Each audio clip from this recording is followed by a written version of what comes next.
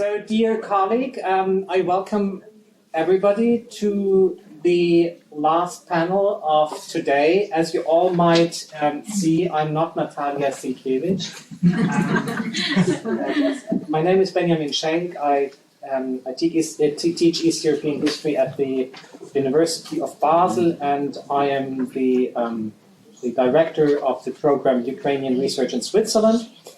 And I feel very much honored to chair this last panel. And I will very briefly introduce our four speakers in an alphabetical order. And then I will give you the floor for short statements. And then we will open to the audience for questions and answers. So first I would like to welcome Aleksandra Hnatiuk.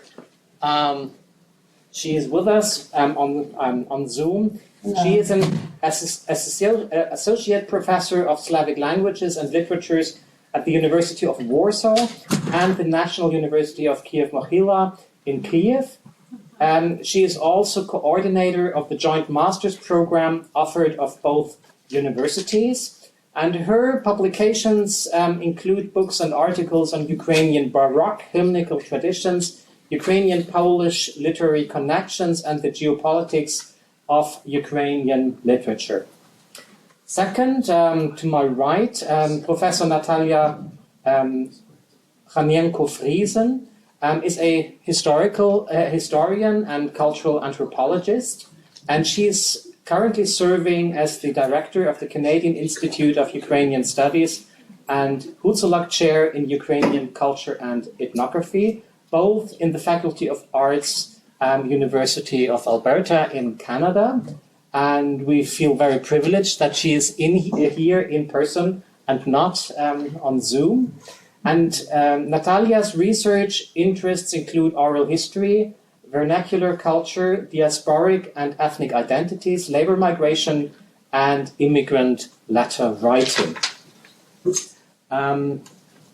Our third speaker is Olenka Pevny. She is an associate professor of Slavonic studies at the University of Cambridge, and she specializes in cultural history of the Rus, medieval, and early modern Ukrainian past, and studies the reception of the medieval inheritance in different periods of Ukrainian and Russian history. And last but not least, a person who does not deserve any introduction, Serhii Plokhy. He is, as you all probably might know, the Mikhailo Khrushchevsky Professor of Ukrainian History at Harvard University, where he also serves as the director of the Harvard Ukrainian Research Institute. And he's a internationally well-known historian. His research and writing deal with intellectual, cultural, and international history of Eastern Europe, with special emphasis on Ukraine. And we all, I think, have his books on our shelves, and his books have been translated into numerous languages, including Albanian, Belarusian, Chinese, Estonian, Greek, and so on and so forth. Also into German, which is important also for this audience. And I'm not quite sure. Maybe we keep this alphabetical order for short presentations, and therefore I would give the floor to Aleksandra. Great. So greetings for all of you, for my distinguished colleagues, and I would like to start with some remarks on the history of the Ukrainian studies in Poland, and only then I will add the contemporary Ukrainian studies in Poland. So Ukrainian studies in Poland have a long tradition dating back to the turn of the 19th and 20th centuries, and in the interwar period, three main centers emerged: Lviv University, Jagiellonia University, and Warsaw University of Warsaw. The first two focused on linguistics within the framework of Slavic studies, and the Ukrainian language was called Ruthenian for political reasons. So Ukrainian, even as a name of a language, weren't recognized.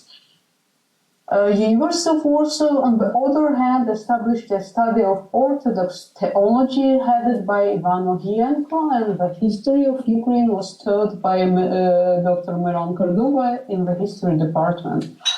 In addition to this, political conditions, concentration of Peturian immigration supported to some extent by the Polish government, it led to the establishment of the Ukrainian Scientific Institute, which gathered scholars from Peturian immigration. The Ukrainian Scientific Institute was established as a substitute for the Ukrainian University in Lviv, to which the Polish authorities had already been obliged to do in the Small Versailles Treaty in June 1919. Of Ukrainian Theology was established at Warsaw University in 1953. Initially, it was independent of Russian studies. It was within the framework of Polish and Slavic studies. But in the mid-70s, due to political the University of Warsaw, a separate Department of Russian Studies and Applied Linguistics was established, and that time the chair of Ukrainian Studies was placed within this department. And it was extremely ideologized faculty. It is enough to say that it was the only department from which students and staff were expelled after the imposition of martial law at the behest of security services and the Russian embassy. During this time, during communist regime, also some researchers dealing with Ukrainian issues were working within Polish Academy of Science, and mostly within Slavic studies. However, there were a few historians, primarily specialists in the early modern period, whose interests focused on Ukrainian issues. To be mentioned here, Prof. Władysław Serchik and also Ryszard Torzecki, who took up the most difficult and still most disputable subjects. I would like to mention also three figures. Ryszard Różny, who was a Russian philologist, but really interested in Ukrainian subjects. He was an author of a book devoted to Kyiv Mohyla Academy. Mikhailo Lesyov from Lublin, who was a philologist and a specialist in Polish and Ukrainian dialects, and also my supervisor, Stefan Kozak from Polish Academy of Science, and at the end of this period, during 80s, he was also at the University of Warsaw. So it is a very short, brief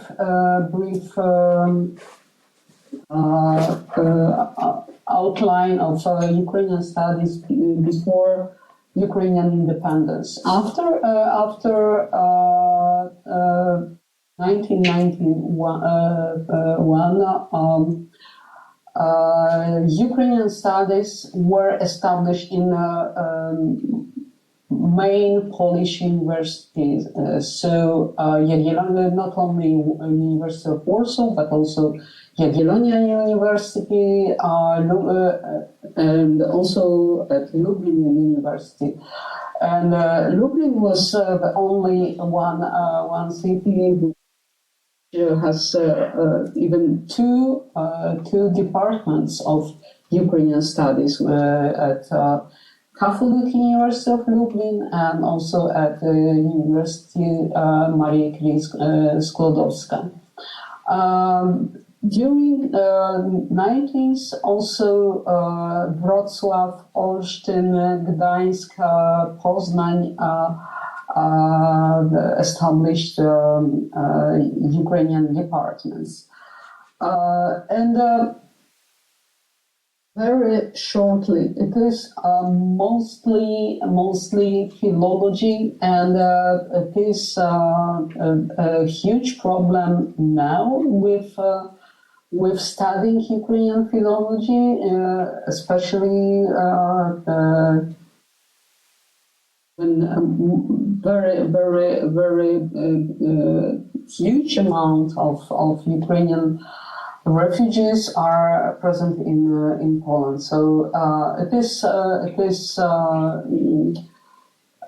a rather old-fashioned type of studies, not area studies, but just philology as it was in 19th century.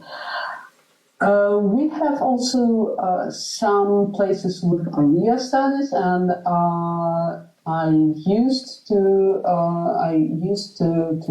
work as a professor of East European Studies at the Center of East European Studies at the University of Warsaw.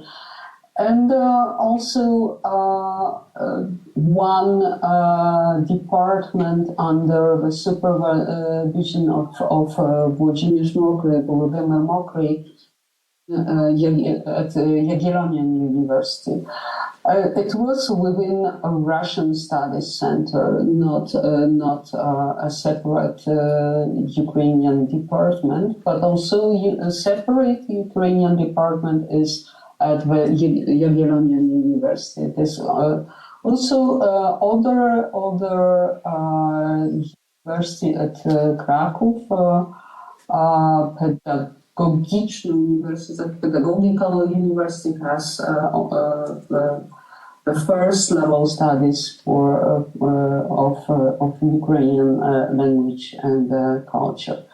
So to sum up, Ukrainian studies in Poland are rather old-fashioned studies within the framework of Slavic studies and as a discipline of philology. We have very limited places where scholars who are interested in Ukrainian history, culture, Ukrainian politics. They have no separate institutions. Thank you for your attention. Thank you very much, Aleksandra. Before giving the floor to our next speaker, allow me just a brief question. Do you observe any changes in Ukrainian studies in Poland after the annexation of Crimea and after the beginning of the full-scale invasion of Russia into Ukraine? You mentioned the large number of refugees, but apart from that, among your students, for example, do you observe an increase in interest in Ukrainian studies in Poland?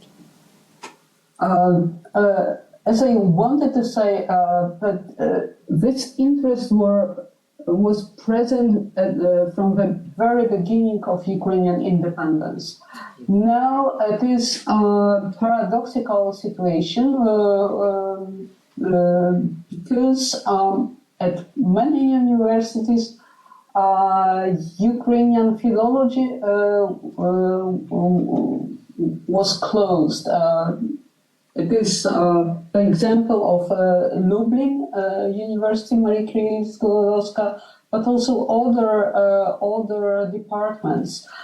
And also the oldest department of Ukrainian philology,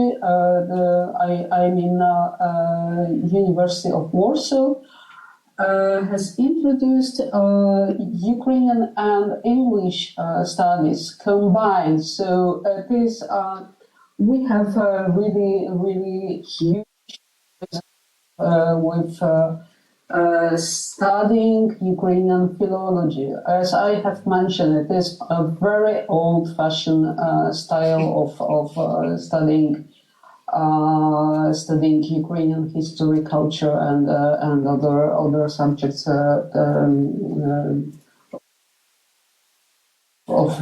connected with Ukraine.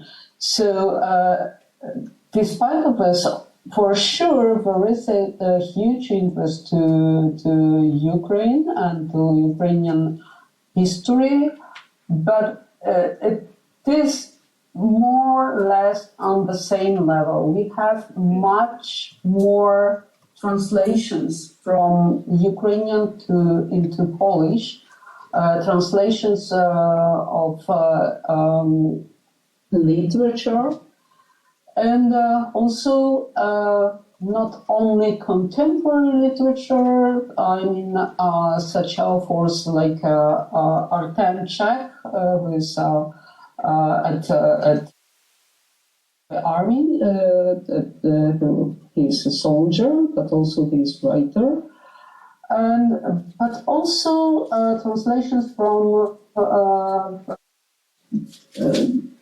Ukrainian classic literature from 19th century and foremost from the 20s of 20th century. So it is a rather important change, but now in Poland we have not only contemporary literature, contemporary Ukrainian politics, but also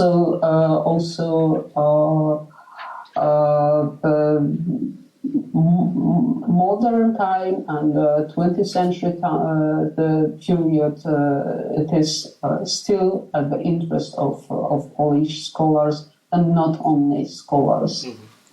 Thank you so much. We move further. I'm sure there will be more questions from the audience. And now we cross the Atlantic, but just cross the Atlantic in a very short way and move to a traditional center of Ukrainian studies in Canada.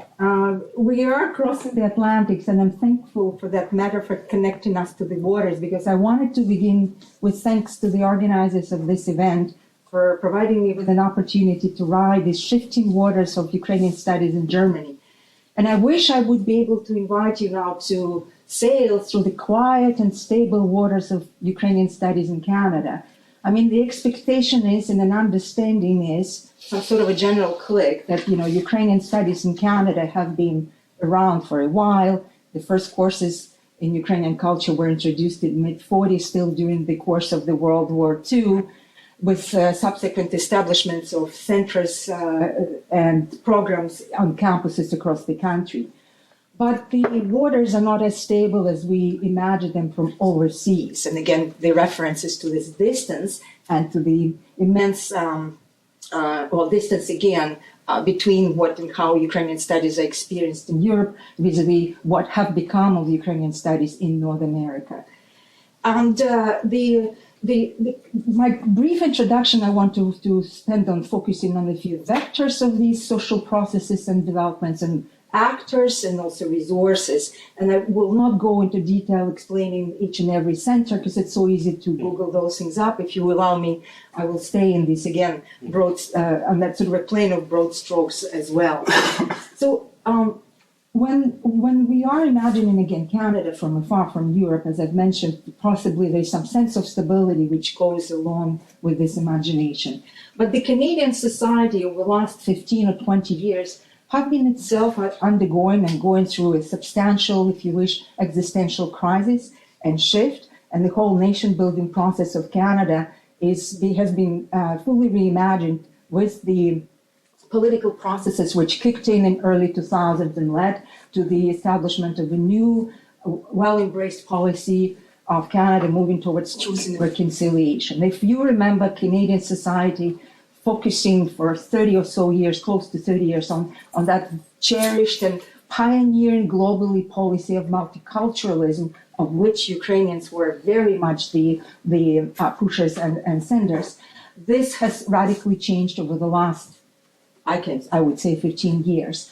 So and again, if you put yourself in the North American context, you are reminded of, Trumpism and post-Trumpism. You remember all the social and political movements of recent times, Occupy Wall Street, Me Too. And to start with, it's important for Canada to reference political mobilization of Indigenous communities. In fact, when I would start my presentations on any Canadian campus, and if I would start presenting where I'm coming from, it would be expected for me to say, hello, I'm from a Treaty 6 territory. And the question to you, where is the Treaty 6 territory? And why am I to do this in my public presentations? It's a term referencing to the agreement between the Canadian government and Cree nations on the establishment of that agreement, according to which now the regulations and governance of both sides of this equation, the Indigenous and Canadian, have to be now bound by. So those are the contexts, the resistance movements, the social movements of recent times have certainly introduced new parameters and new dimensions to academic studies in Canada in general. And I dare to say that Ukrainian studies in Canada have not caught up with this as much as we may have expected them to be, because it's part of the Canadian academic fabric. And that's also where I would be venturing into some tensions, which of course arise between the interaction of vectors, factors, social processes versus agents or actors on the other side. And of course, in each and every juncture, there are tensions upon tensions built with those. So this sort of a historical trajectory of Ukrainian Canadians has also been interesting enough. And if you follow the history of Ukrainian Canada, you would remember that between the World War I and World War II, this is very much the community which have been racialized, which has been seen as non-white. Eventually, post-World War II, with 50s and 60s kicking in, the Ukrainian Canadians have taken leadership position negotiating for multiculturalism in Canada, have become leading powerful voice with strong, powerful lobby. And then I've mentioned over the last 15 years, things have started falling apart in terms of catching up with the social movement of Canada. And that period is the one which places the need for readjustment for Ukrainian studies in Canada, as well as if we'll take this Canadian context, for example. The tensions began to grow. And you probably have heard of some political developments in Canada in recent times, very much rooted in this discontent between what Canada is and what Ukrainian studies and Ukrainian communities imagining themselves to be over the last number of years. Anyhow, so go from vectors to actors. We've been, of course, talking about who is to take on this leadership and the flag to move on with Ukrainian studies in Europe or in Germany in our particular case. We were referencing Ministry of Education of Ukraine, and of course there's some other powerful agency in Germany. But in Canada, we of course know there are no state agency, no state interference in any academic processes. We do not have a Ministry of Education as such. And those other actors on the ground, universities, research institutions within the universities of the community, legacy Ukrainian academic institutions such as Shevchenko Scientific Society and a couple of others.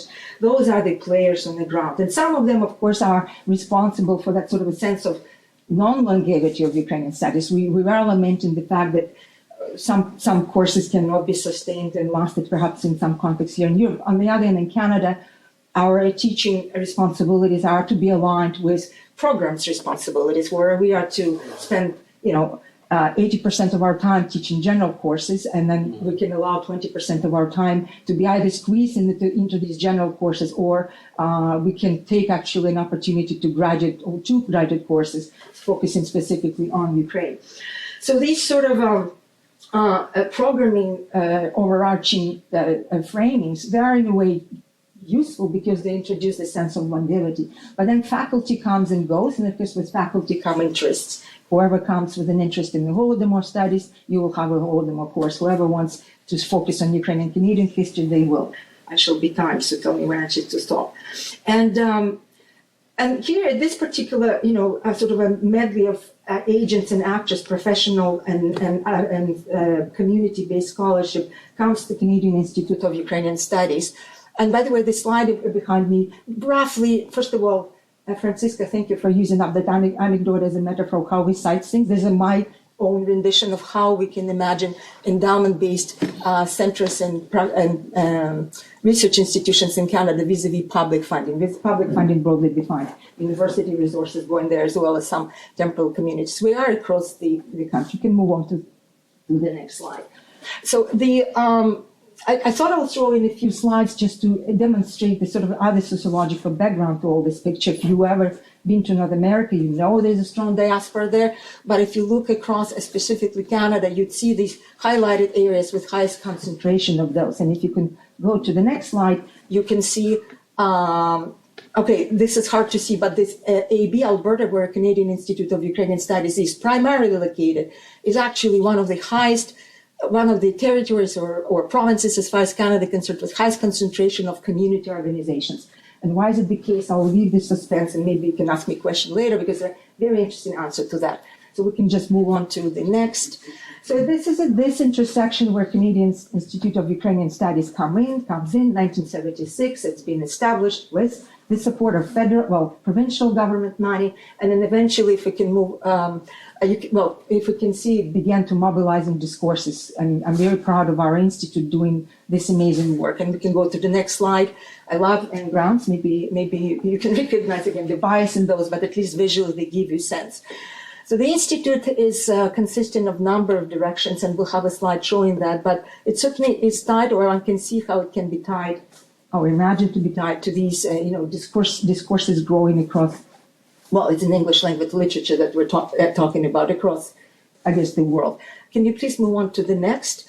And in principle, these couple of diagrams I threw in also, of course, reflect the main foci of the institute. And if we are to go to the next slide, it will give you a sense of what we are as an institute. It's rather large. In fact, I jokingly refer to it. It's a danger to do so in political climate of today. I refer to the institute as a commonwealth rather than an institute, because out of these 11 programs altogether, you have 5 self-standing endowed research centers you probably know very well. You probably may not have associated them as being part of the institute, and individuals working in those units, staying in Toronto, in Lviv, being on payroll of my university.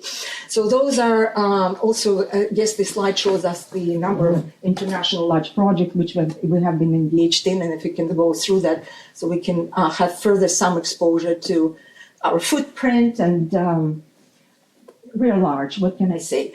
We're large and all over the world. And I hope we're in your lives as well. And of course we are, and thank you very much for citing and bringing up those wonderful, well, in my opinion, humble, wonderful publications that CIOS has been responsible for so many years. Can we go to the next? Right, and that brings us back to this important question of resources. Who is to support what?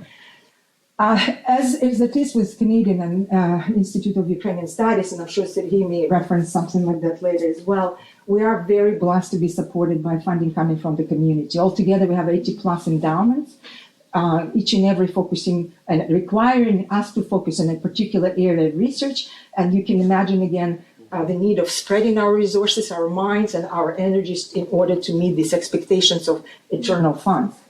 And eternal funds are never eternal, as we also know.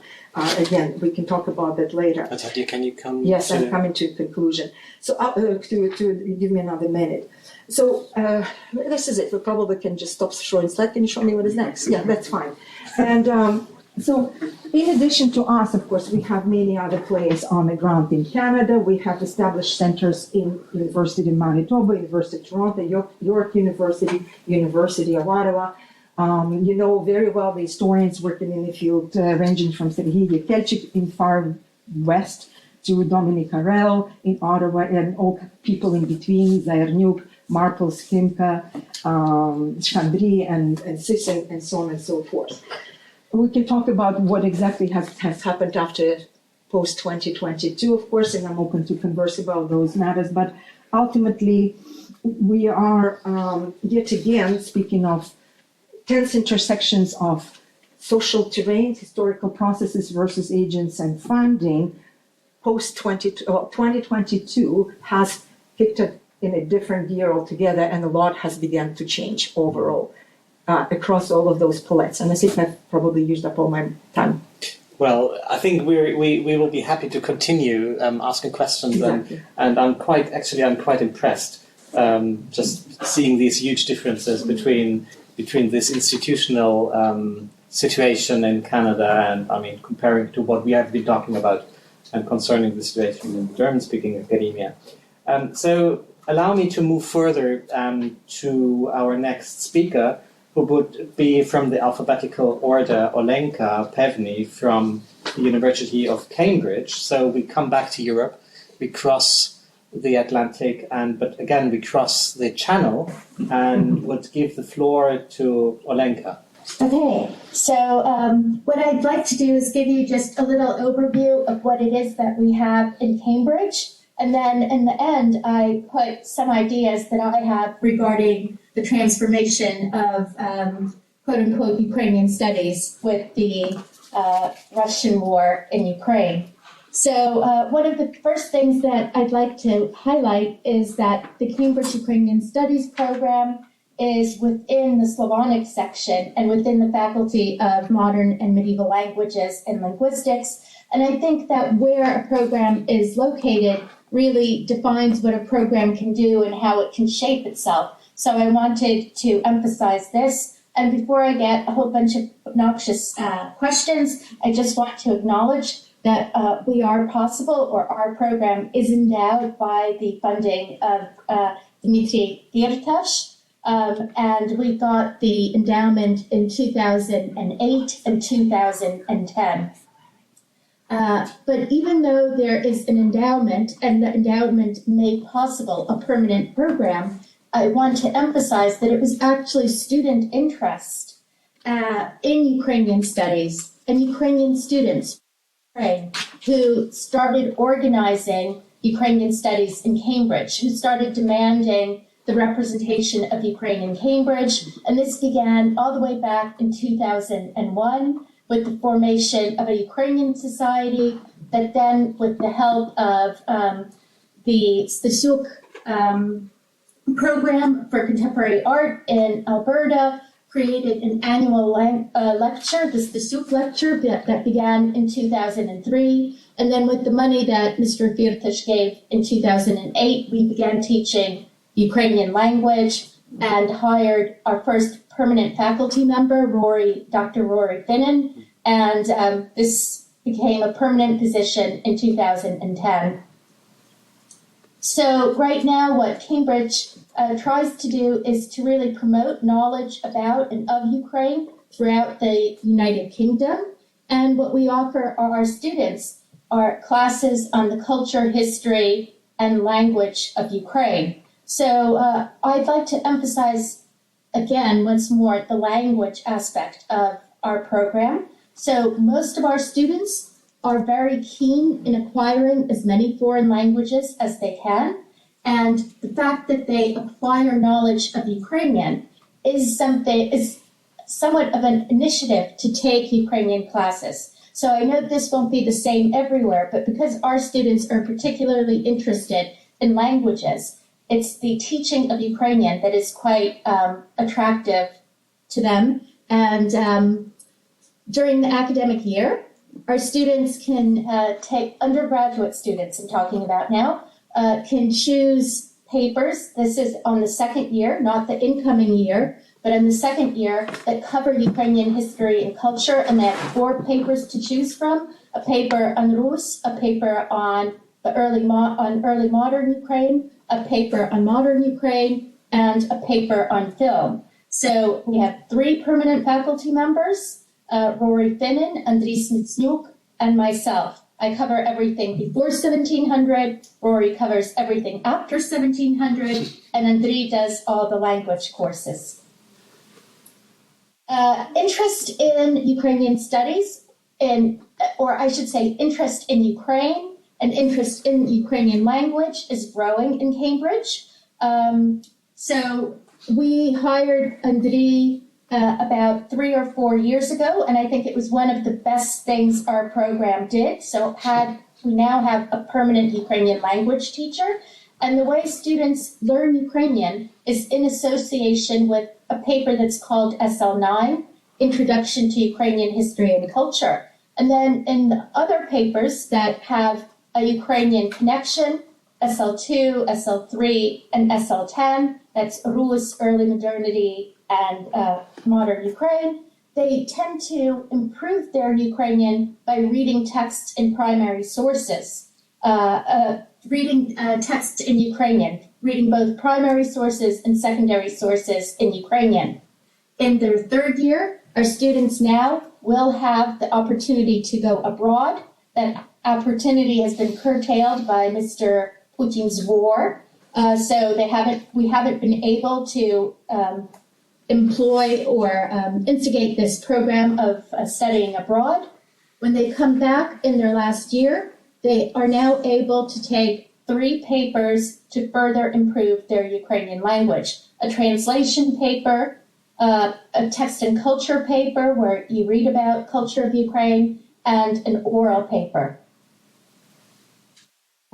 Again, our emphasis is on Ukrainian language, and we have very, very popular courses open courses in Ukrainian on the beginning, intermediate, and advanced levels. And we also organize various events where students can speak Ukrainian. One among these events is the Українська кав'ярня, or the Ukrainian coffee hour, where Ukrainian is the only language of conversation, and we usually talk about current events, and we share lunch at these cafe hours.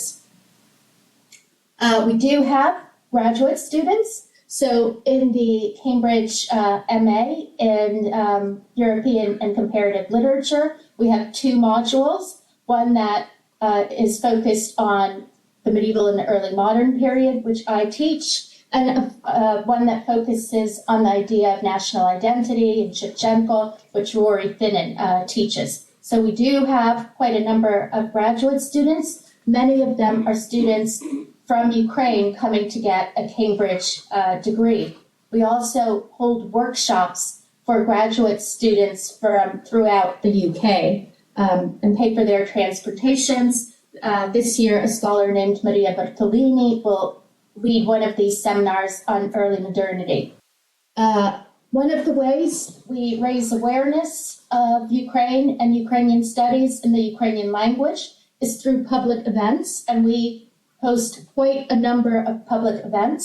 They're usually very well attended, and we try to include various speakers on various topics with various points of views. So, and we have anything from film presentations to ambassadors talking to each other, to church clergy talking about the church, to video artists coming to talk, to musicians.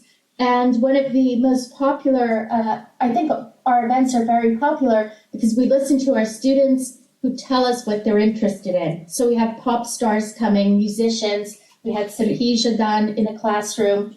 And that seems that those events, which are basically public facing, so the broader community can take these events, and the open Ukrainian language classes where anyone from the university can study Ukraine, builds a certain knowledge and reputation about Cambridge Ukrainian studies in the city of Cambridge and in the university community. So since we're supposed to talk briefly, I also thought I always think about how we can reform the programs, how we can make Ukrainian history and culture more accessible to various students and raise student interest. And I listened to some of the earlier sessions where there was a question about what is Ukrainian studies. So I have thought about all of these things briefly, and I just thought I'd jot a few of my thoughts up and put them up for people to think about or maybe ask questions about.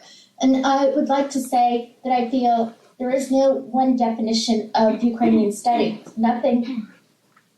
Am I too long already, or? Maybe one more minute. Okay, and nothing that every program must have. And I think what's key is to figure out how you can function within your university. And believe me, Cambridge is not easy to function in. It's a very old university where change is difficult. I also think that I heard questions about, Ukrainian studies sounds very national. Well, so does Russian studies. I think the way the university approaches the study of language, of culture, will influence the form of Ukrainian studies. And I would say that one of the things that I would like to see happen is a reform of Slavonic studies. And by that I mean a reform of Slavonic or Eastern European studies that focuses on others, right? That isn't so Russocentric. And if we had lectures that didn't begin to ascribe everything to Russia, perhaps we could have classes that are more comparative and conversations against among classes or different disciplines. But if we have a Russian studies program and a French studies program, there's no reason why there shouldn't be a Ukrainian studies program. I'm not advocating Ukrainian studies per se. What I'm advocating is, in fact, what we have now been terming the decolonization of Slavonic studies or East European studies. And by that I mean thinking about history in a different way. If we stop teaching theological narratives for continuously in other areas, we can do the same for Ukrainian studies. But the change has to be institutional and not just something demanded of Ukrainian studies. So basically, I think we need to think about different questions we can ask, questions about current crises, current interests, to then collectively talk about what is happening in Eastern Europe, and in a way, to borrow other theoretical terms, provincialize Russia, to put Russia in its place as just another country in Eastern Europe.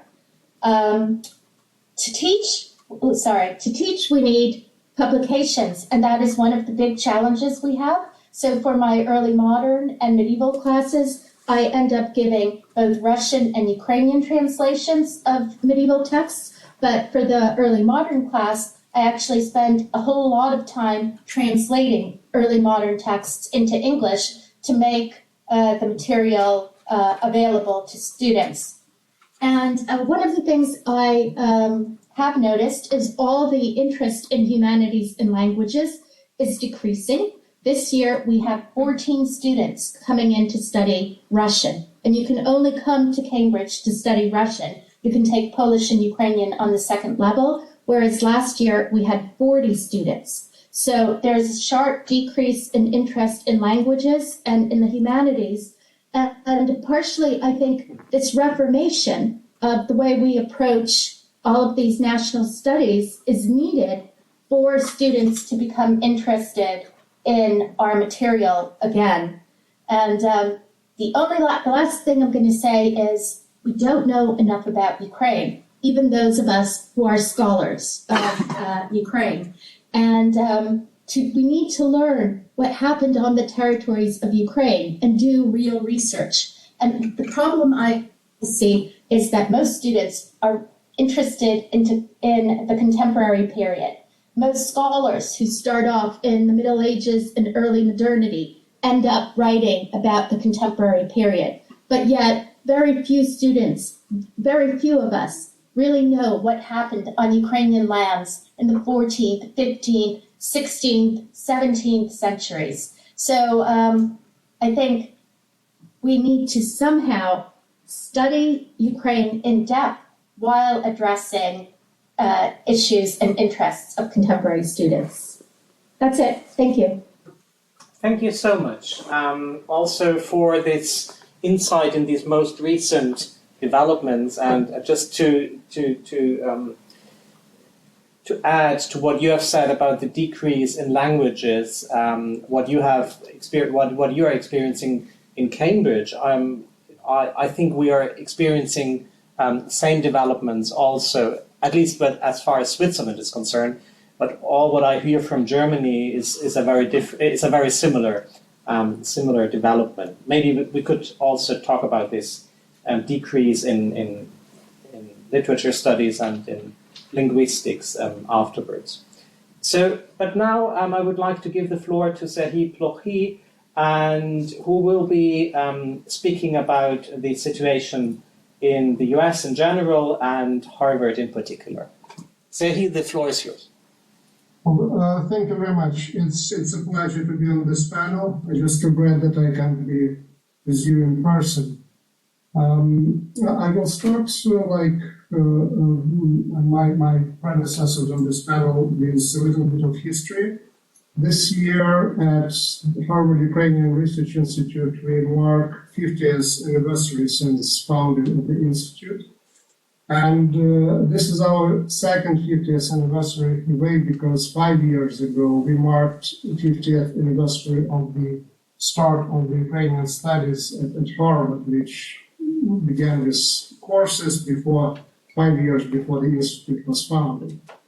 And in many ways, this is, at least in systematic manner and systematic way, really the start, the beginning of Ukrainian studies in the United States, and to a degree in North America as well. There were certainly professors of Ukrainian background. There were some courses offered here and there after the Second World War, but it's really 60s and early 70s when we see the development of the field as such in the United States. The initiative came from students, and that initiative was there already in the late 50s and early 60s, where the idea was to collect money and create at least one position in some Ukrainian field. There was certainly felt by that generation of students in the 50s, 60s, and they very much became the core of the fundraising campaign that really picked up in the 60s and 70s, and it is through the endowments that the 3 chairs at Harvard and also the Harvard Ukrainian Research Institute was created and funded, which is quite different from the way how sister institution, the Canadian Institute of Ukrainian Studies, was founded in Canada through the political power of the Ukrainian, political rather than financial power of the political of the Ukrainian immigration, of the Ukrainian diaspora there.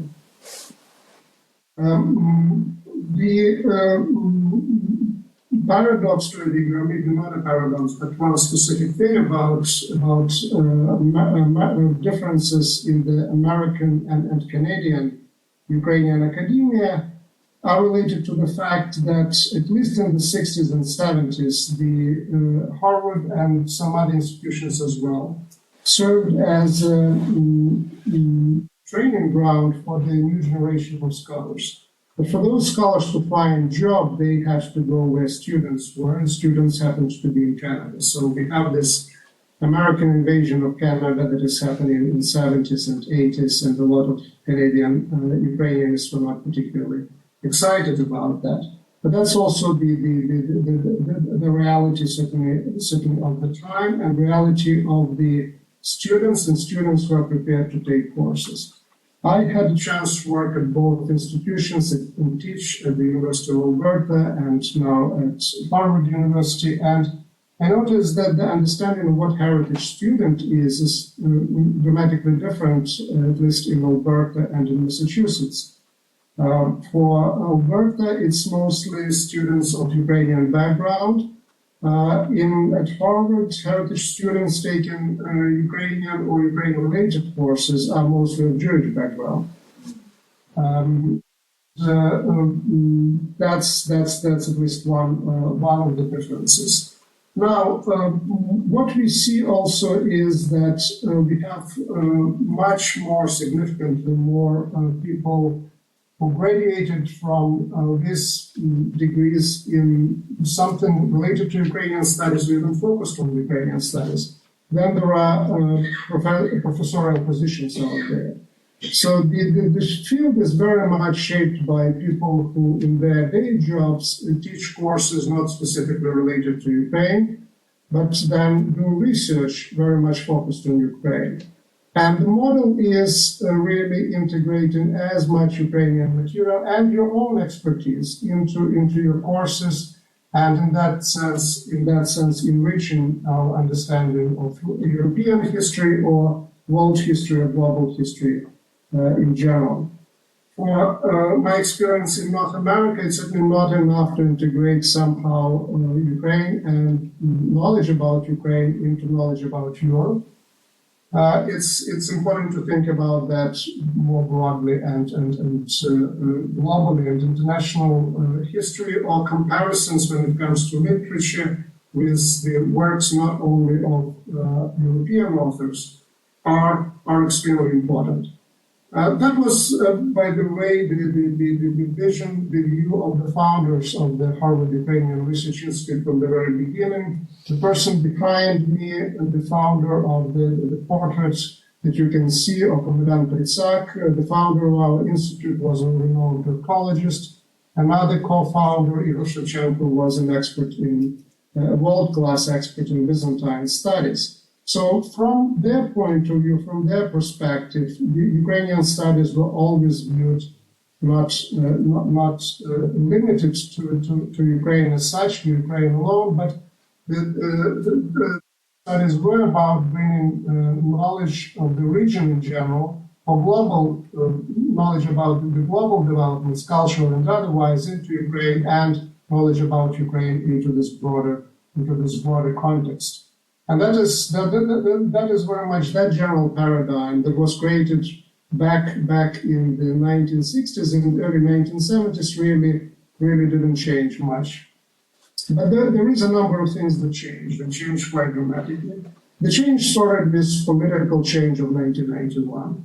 And what we see is that Ukrainian studies on a number of levels getting out of a ghetto. Again, they were not in a ghetto academically per se, given who the founders were, what the vision were, what the circumstances were.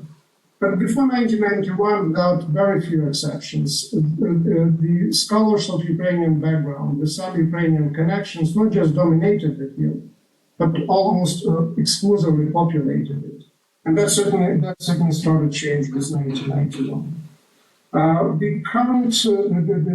current developments, first the war that started in 2014, and now the all-out Russian aggression against Ukraine, created a number of challenges, but also, in my opinion, offer a number of opportunities that probably will not last forever or will not last for long.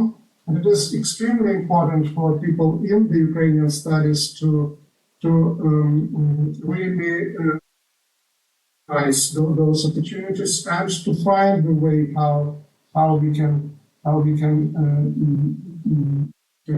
use in order to further build Ukrainian studies, but also allow them to develop in the future on a more sustainable basis.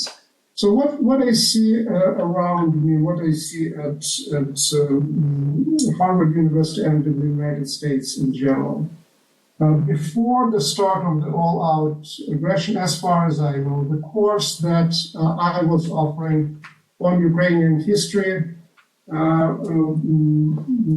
was, at that time, that was the only course on Ukrainian history. I can tell you more that different variations of Ukrainian Poland, Ukrainian Russia were taught at Harvard before, but were not really taught before exclusively. Course of Ukrainian history was not taught before 2007. So after 2022, we have, of course, this enormous success of Tim Snyder's course. which it was a brilliant idea and very well executed by Tim Snyder to put it online. As far as I understand, Professor Snyder continues with this course this year. One of my students taught a course specifically on Ukrainian history at Wellesley, and at Harvard there are courses offered this semester and will be offered next semester, specifically focused on the war, on the current war. So it's political scientists who are offering those courses. This is quite a dramatic change. And I'm not concerned about actually those courses, Ukrainian studies, somehow going back into ghetto, being isolated, because there is so much courses out there where Ukraine is a component. So having a specific course in Ukraine from that point enriches the field, not makes it more narrow than it was before. In terms of the and interest in Ukrainian language in particular, the numbers are exceptionally small. They were always small at Harvard, but they're growing. There is some developments in the Slavic department with the position of preceptor. Now it's a full-time position. At the summer school, I didn't have a chance to go into the structure of the institute, the programs that we have, but probably most of you at one point or another were fellows at the institute and know that's what we do, what our programs are. So in terms of the summer institute, we are offering the next summer 2 courses. Before that, we had a course on Ukrainian freedom knowledge, really oriented toward graduate students.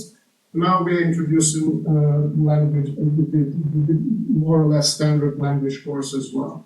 We are doing that partially because of our interest, but also because Ukraine and summer schools in Ukraine, language summer schools in Ukraine became unavailable because of the war.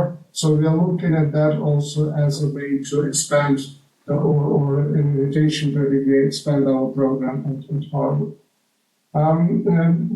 Many opportunities come along with what the revolution was produced by COVID and by events happening on Zoom and courses that are happening on Zoom, which again can be offered to students of more than one university. I don't think that that opportunity is fully explored, but certainly there are very good reasons to think about that and try in that direction. Again, I know that some of my colleagues already try doing that. And last but not least, and I will stop here, is the major shift that is happening now in field in general in North America, and the term decolonization was already mentioned here. This is the theme of the ACES program in Philadelphia, and I'm very happy to be here on the panel with a number of my colleagues who accepted the invitation for the panel on decolonization and Ukrainian studies to take place at Philadelphia in early December.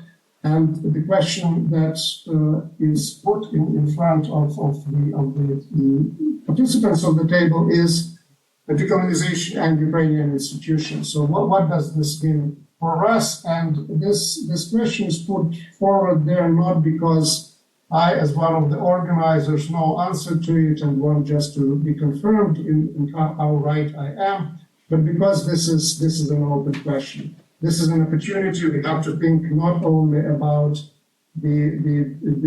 our role of going to the colleagues in the field and telling them bring more Ukraine, or I told you so, but also what that means for the field itself, for Ukrainian studies. So I certainly look with a lot of optimism in the future. This is the time to change the field, and it depends on us how we do that, and how the field will look like for the next 10, 20, 30 years. Thank you very much for your attention. Thank you so much, Serhii, in particular for the word optimism. We have heard the word pessimism quite often today in the room, and I think we deserve a little bit more of optimism. And with this optimistic notion, I would like to open the discussion and invite you to ask a question to all our four. Yeah. Thank you so much for your input and giving us a kind of a view of the situation, so that we can also make a. Could you maybe come a little bit closer so that the microphone would catch? So we are able to make a comparison. It's already the second conference on Ukrainian studies at the moment. We had another one in Germany with a lot of philologists and also historians.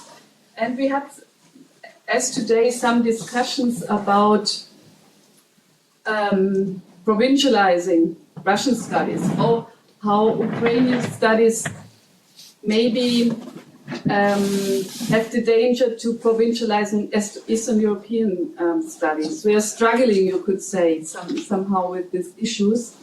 And I would like to ask you what your experience is. I'm myself a scholar who is doing always Polish studies, Ukrainian studies, also Yiddish. And I remember maybe a phrase I learned with Oksana Zabushko. She's told once a phrase of Gladstein, an Ukrainian Yiddish writer, who told the difference between small and big languages or literatures. He said that T.S. Eliot doesn't have to read me, but I have to read T.S. Eliot. So maybe I could take it as an example to show that a lot of Ukrainian studies scholars, in my opinion, are very international in their view of history and culture. And I, in my experience, think always that Ukrainian studies people know much more about Poland, Russia, Western Europe than the other way around. So for me, Ukrainian studies is always a way to learn more about a bigger context than to provincialize through Ukrainian studies. But because not everybody has this kind of view on Ukrainian studies, I would be very happy to have your insight on this question.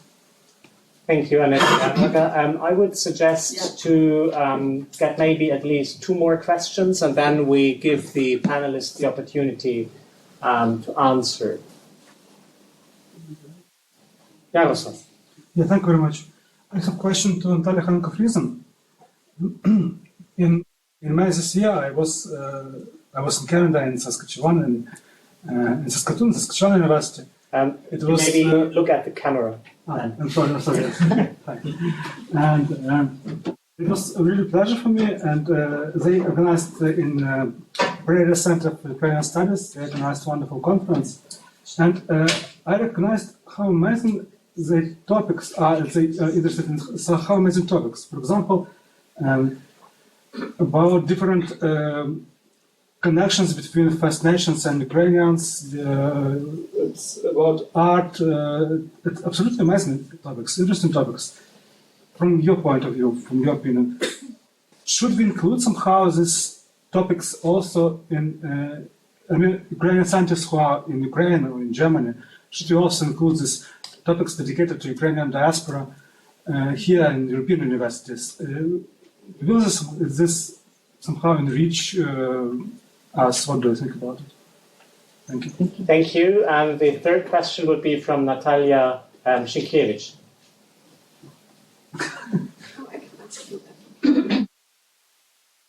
Thank you so much. Thank you for your brilliant presentations. And the question that was, that was circulated in this room during 3 days was also the displaced scholars. Do displaced scholars influence the academia in your universities? And if yes, to which extent? Thank you. Thank you so much. So Natalia, you were addressed directly. Maybe you would like to start, and then we open the floor and ask those other panelists who would like to respond. I think for the brevity of it, I'll just address 2 questions rather than 3. Yeah. This will take provincializing Russia, though I have also my thoughts on that. Coming back to Yaroslav's question, you did have an opportunity indeed to observe in action the nuances and the dynamics of the Canadian life on the ground. So indigenization of academia is a mandated parameter of academic life. And frankly, it affects tremendously the way we position ourselves in Ukrainian studies because we live in this country. I have personally been involved in, for example, setting up minority indigenous language classes vis-a-vis in the university, specifically choosing to work with minority indigenous languages because I come from the experience of being a Ukrainian, coming from the terrain of former USSR and former Russian Empire, feeling that tension already there. Indigenous studies are important lenses for Ukrainian studies to watch over, to adopt, and to apply. And in fact, these very lenses, I would say, are useful for us to look back at the question of provincializing Russia. I think that's not going to happen for a number of reasons. And ultimately, the arguments I make about, the lot of Ukrainians, for example, caught in the perils of the World War II in Western Ukraine, to explain that particular tensions and challenges Western Ukrainians have faced at the cost of invading both colonial powers of Soviet Union versus the Nazi Germany. This particular context of Ukrainian life, I always explain through the through the lenses of Indigenous Studies of Canada, which deals only with one unidirectional force of colonization and knows how to address it and knows how to push beyond and how to create a new discourse of anti-colonialism and post-colonialism, not post-colonialism, but anti-colonialism, this particular topic. We do work in the Institute. When I've come to the Institute, we have organized new opportunities for academic scholarship reflecting on Indigenous Ukrainian relations. We have been accepting and supporting grants. I'm working with Crimean Tatars, for example, right now, and in the Faculty of Indigenous Studies, where I'm of the opinion that to help Crimean Tatar scholarship to come onto the next level of academic global discourse, they should be trained within the framework of Indigenous studies because it offers amazing lenses. It has fantastic discourse in Canada, in particular, leading around the world in this particular area of Indigenous decolonization overall.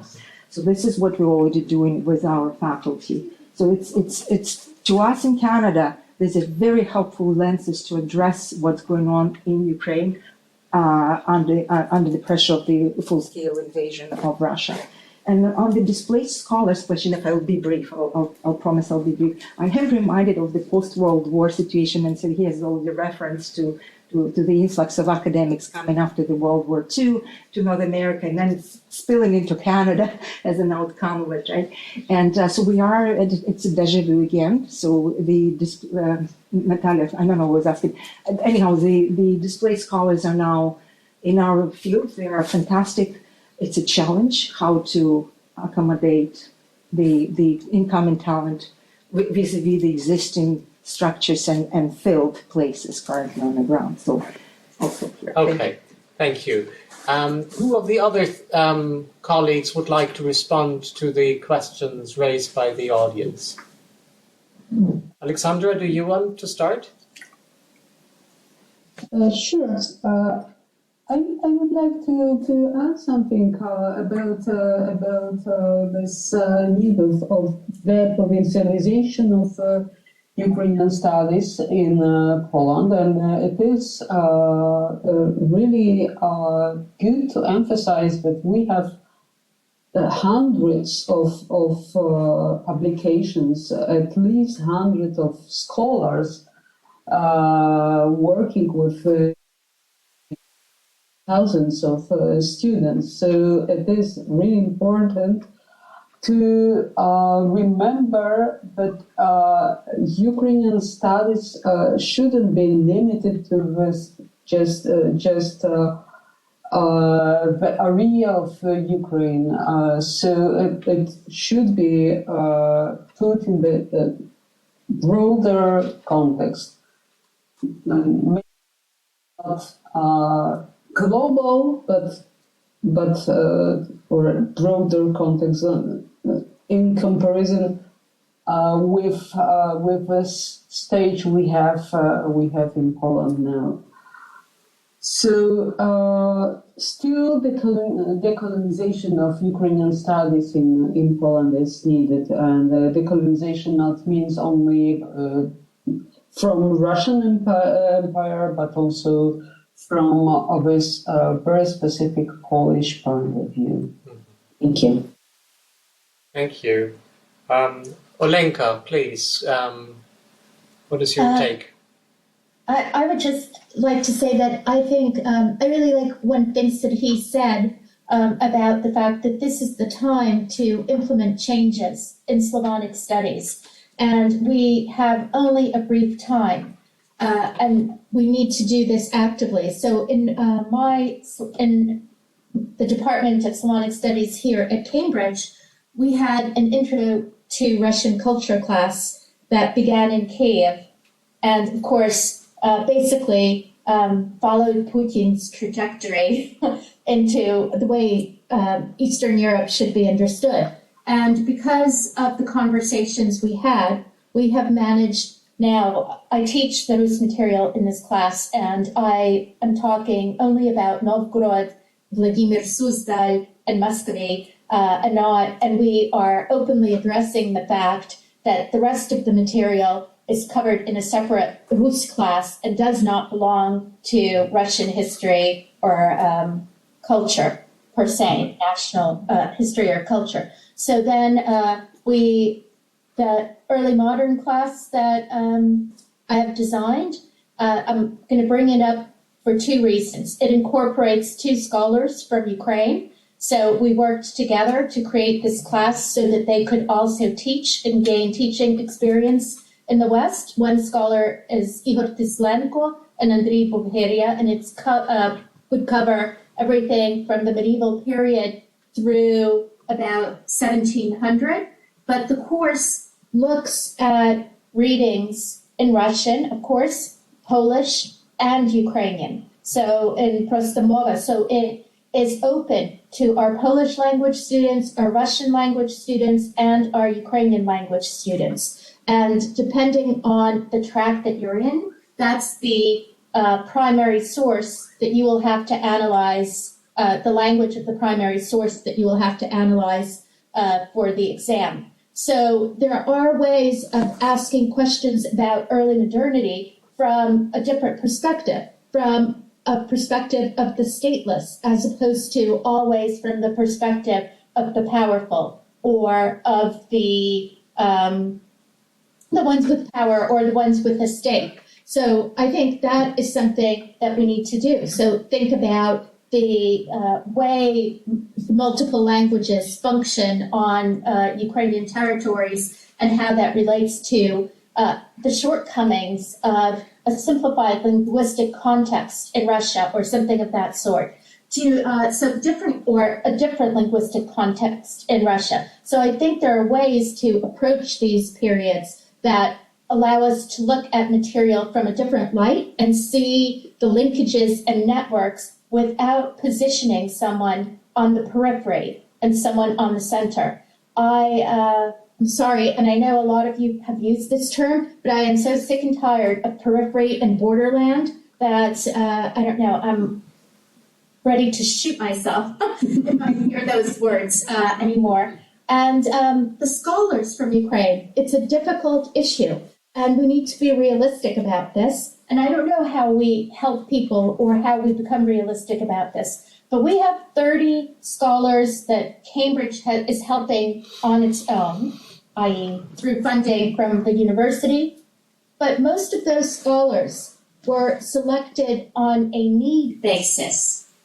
So basically, the more time someone was displaced, the areas that they are coming from, if they are ravaged by war, they received some type of priority. So the type of, many of the scholars do a different type of scholarship than Western scholars. And it's very difficult, even if and they don't know English very well, translate their work.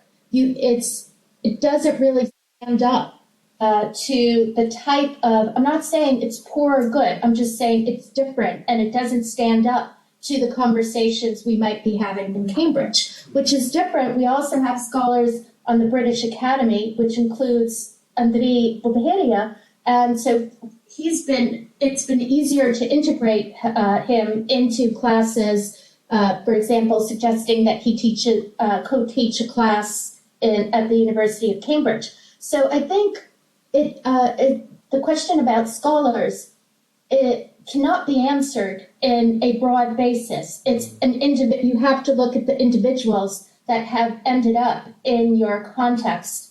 And so I think we have that type of difficulty between need-based applications, scholarship that is a little bit different, and other scholars we can integrate more easily. Thank you, Olenka. Serhii, would you like to respond to one of the other question? Yes, sure. I'll say a few words about provincialization and also about the displaced scholars. On provincialization, I absolutely agree that Russian studies, narrow understood, is very provincial at this point. And partially this is the matter of size and the matter of tradition. The Sovietology back after 1991 had a very difficult time integrating into the political science in general. And eventually they integrated, but I don't think that when it comes to history, when it comes to literature, culture, much has been done in that sense. Because for us in North America to be hired, even as a Ukrainian expert or historian, you have to know, as you said, you have to know Russia, you have to know Poland, you have to know something about the region. This is not the requirement, and languages as well. This is not a requirement for someone who's working on Russian history per se. So this is not working in a provincial field. What is? So I think it's the transformation of the field of Russocentric to date till this point. Studies, East European or Eurasian studies, is something that has to be done also partially for the sake, or maybe fully for the sake of the Russian studies themselves, integrating them into the dialogues and contacts on many levels with the outside world, and rediscovering what empire really meant for Russia. So I think this is the lot that can be done, including can be done by Ukrainian scholars, not so much to deprovincialize Ukrainian studies as deprovincialize Russian studies. In terms of the displaced scholars and my own and experience of my colleagues at Harvard is that we came to realization that apart from our usual programs that we have bringing scholars to North America, and it's a different situation, of course, from Poland or from Germany, it was very important also to support scholars who stay in Ukraine. Many of them don't want to leave, others can't leave, and supporting there, it's at some point we decided that was more important than even what was happening in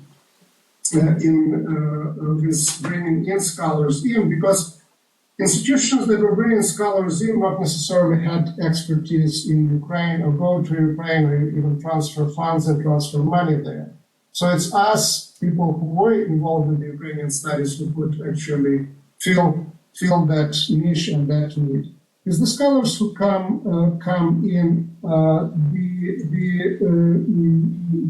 they are useful, and some of them are very useful in offering classes, but this is a minority for a number of reasons. And I look in terms of the benefits from that whole experience more at the scholars themselves, and eventually at the field of humanities, social sciences in Ukraine itself, because spending some time outside of Ukraine in different academic environments, in different institutions, even given the possible limitations with languages, I can't imagine this experience going without some quite important impact on people, on how they think, and on the field as a whole. So because that's what I can say from the experience of myself and those institutions that I have been involved with. Thank you. Thank you very much. I think we'll have another 10 minutes. This would give us the opportunity to take in maybe 2 more questions. And then I would like to ask you for short questions and also like for brief answers. Who would like to speak? Franziska Davis. Hi, thank you very much for your comments. I would like to follow up on what Serhii Plokhy mentioned about this discussion about decolonization and which impact is it having in the US right now. In Canada, it seems it has a longer history, even if the terms are maybe slightly different. And I was also wondering, within this decolonization paradigm, we talk about integrating Ukraine into European history, and I mean, absolutely, I totally agree that has to be part of the research agenda, also the kind of public outreach agenda. But I mean, this decolonization paradigm could also tie like the Soviet experience of Ukraine to Central Asia or the Caucasus. And is there like a communication maybe going on between scholars in those regions, from those regions, and Ukrainian scholars? Because I mean, this paradigm can also be applied to other regions of the former Soviet Union and the Tsarist Empire. Thank you. Thank you, Franziska Davis. Is there a second question? Kornelia Konczal. Yeah, I had perhaps a local specific question related to the presentation by Aleksandra Hnatiuk and related to the Polish case. I mean, how to explain this paradox that Poland is apparently there is so much solidarity with Ukraine and Poland, and still there seems to be a crisis of the Ukrainian studies at the same time in academic field. How to explain this? How to explain this tension? Alexandra, could you hear the question? I'm not sure I heard everything, but I understand that the question was about this paradox. I emphasized during my speech that we have so many scholars, so many universities with Ukrainian studies, but in comparison with the turn of 80s and 90s and today's. No, actually, Alexandra, maybe I can repeat the question. The question was, how can we explain this disbalance between the high level of public and support for Ukraine, also from the government, from the broader Polish public, and this decline of interest in Ukrainian studies that you have been mentioning? I think this was the question. Okay.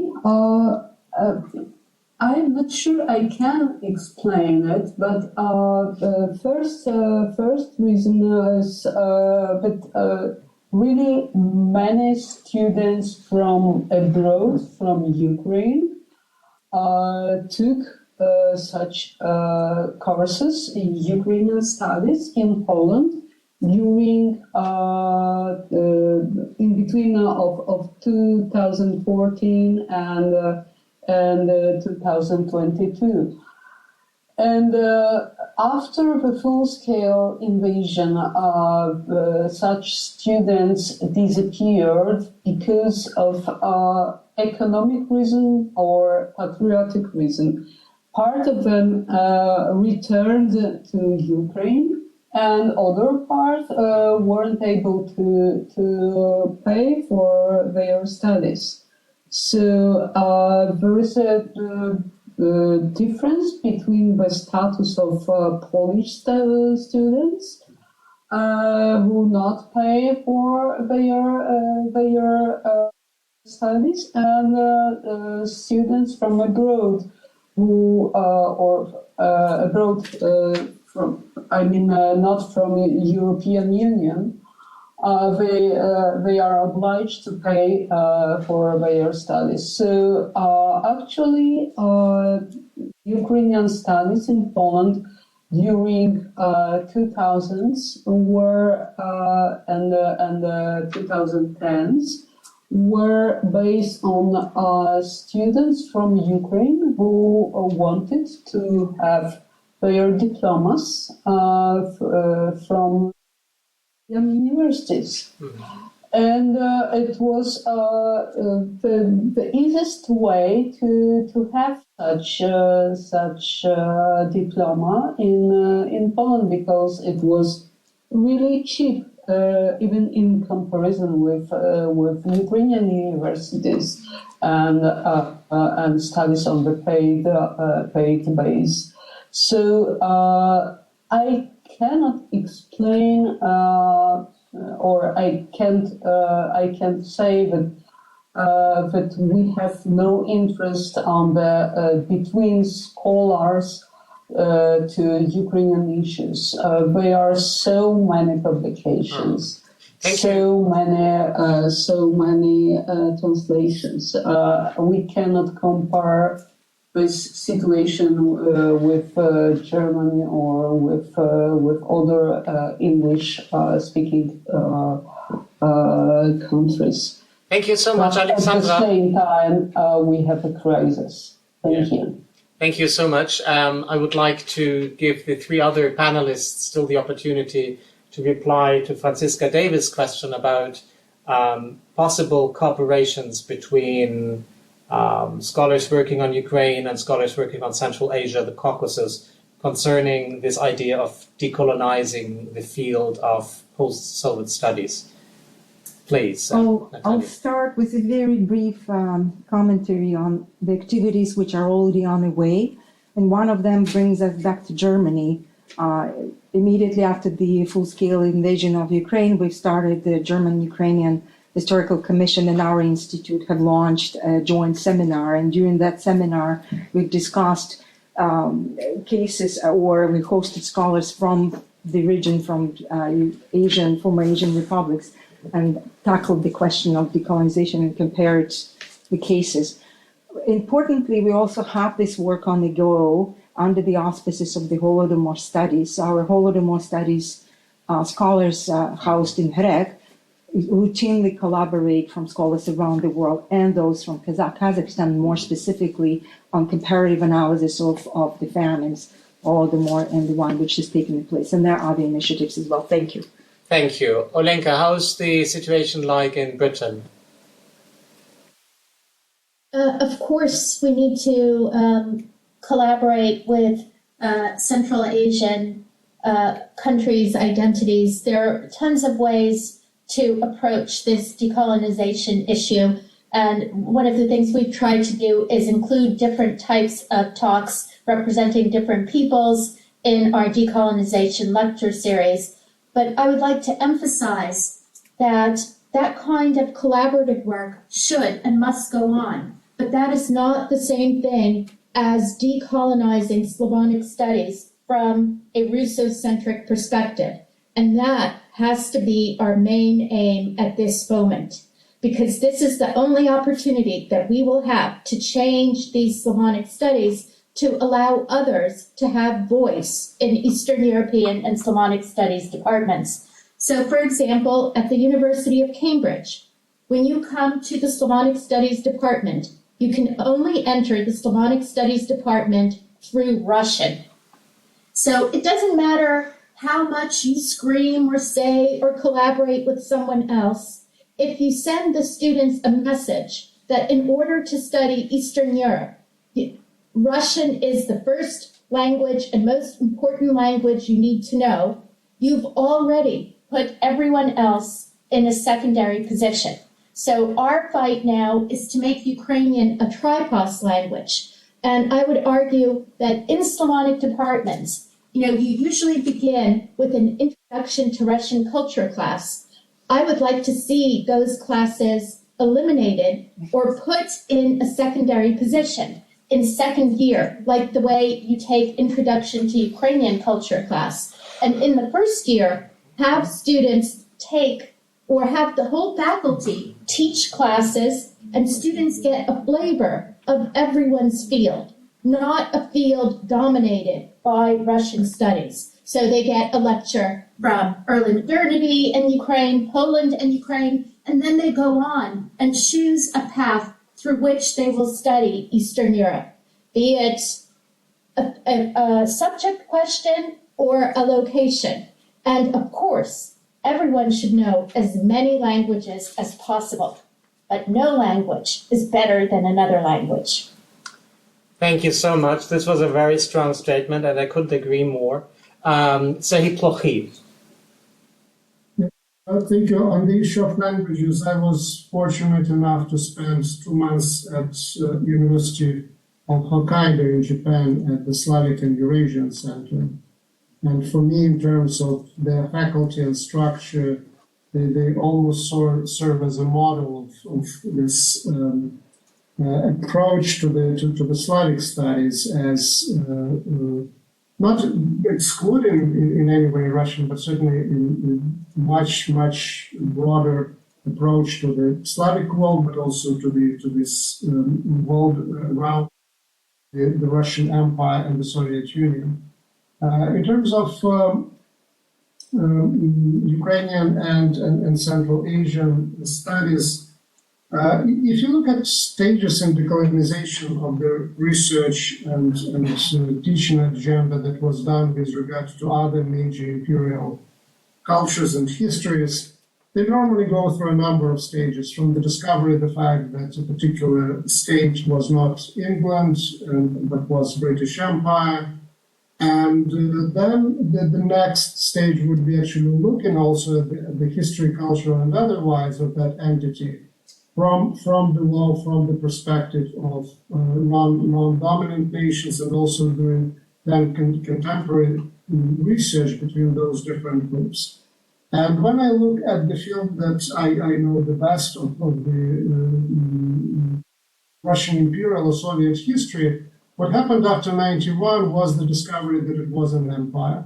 And some very good research done on the nationality politics by empire, by the Soviet Union, centered very much on Moscow, St. Petersburg, and Central Archives. And what we have ahead is really thinking about that history from the perspective of Ukraine, from the perspective of Kazakhstan, from the perspective of Uzbekistan, which is extremely difficult because here you're dealing not just with the Slavic languages, but also with other languages as well. I only half-jokingly keep saying again and again that the first and maybe only at this point dissertation on the Soviet history that I know was defended by Aaron Hutchinson a few years ago at Harvard, who did a comparative research on the in cultural intelligentsia and writers in Ukraine, Russia, Armenia, and Moldova, and she read in all those languages and knew that. So what we have at our graduate program at Harvard, there is a number of students focusing on Ukraine, but there is equally the same number of students working on Central Asia today. And they work together. It's one workshop that they participate. So on that level, that certainly communication and exchange is taking place. But really, we need more Aaron Hutchinsons and people who actually can master all those languages. That's a challenge. Thank you. Thank you. Please join me in thanking the 4 panelists for these most interesting